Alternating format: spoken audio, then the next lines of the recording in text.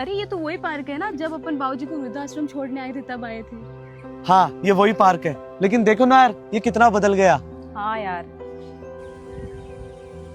पापा रुको, देखो उधर दादू।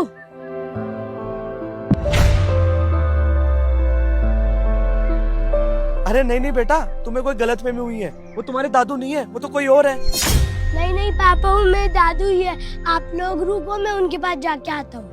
मैंने बोला ना तुझे कि वो तेरे दादू नहीं है, समझ में नहीं आ रही क्या तुझे? मारूंगा थप्पड़। पापा आप झूठ बोल रहे हो, वो मेरे दादू ही है।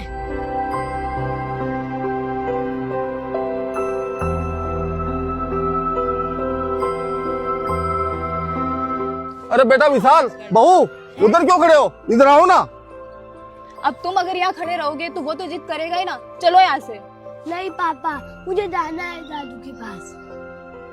एक बार मना किया ना, समझ में नहीं आता है। अरे बहू क्यों मार रही हो बच्चे को? दादू आप घर क्यों नहीं आते हो? मेरे को आपकी बहुत याद आती है। दादू मैं मम्मी पापा से भी पूछता हूँ कि दादू खाए। मम्मी पापा बोलते कि आप तो गाँव में हो, लेकिन आप यहाँ हो तो आप घर क्यों नहीं आते हो? बस कर लिया ना दादू से बात। चलो अब घर चलो, अपने को लेट हो रहा है। नहीं मम्मा, आप लोग घर पे जाओ, मैं तो दादू के साथ ही रहूंगा। देखा आपने कितनी जुबान चलने लग गई इसकी।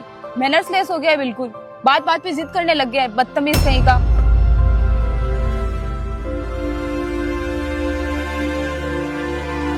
नहीं बेटा, जिद नहीं करते, आप जाओ अपने मम्मी पापा के साथ में। बेटा इच्छा तो मेरी भी बहुत है तुम्हारे साथ चलने की, तुम्हारे साथ खेलने की, तुमको स्कूल छोड़ कर आने की, तुम्हारे साथ मस्ती करने की, पर क्या करूं, मैं भी बहुत मजबूर हूं। अब शायद मैं उस घर में कभी नहीं आ पाऊंगा। पर बेटा जाते जाते मेरी एक बात हमेशा याद रखना, माँ बाप को अपने परिवार में कभी बोझ मत समझना, क्योंकि माँ बाप तो परिवार की जड़ें होती है। आज तुम्हारे माँ बाप ने परिवार की जड़ें काटी है ना, वैसे तुम कभी मत करना, क्योंकि जड़ें ही काट दी जाए ना तो पेड़ कितना ही ऊंचा हो एक दिन गिर ही जाएगा। और बेटा तुम्हारे दादू का आशीर्वाद हमेशा तुम्हारे साथ में है, खुश रहना।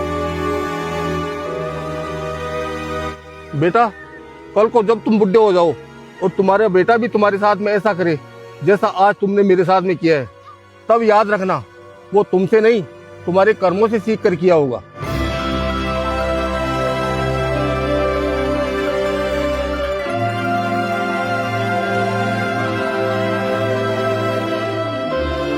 संस्कारों की जड़ बुजुर्गों से ही मिलती है, अगर उन्हें ठुकरा दिया जाए तो नई पीढ़ी बिना जड़ों के रह जाती है।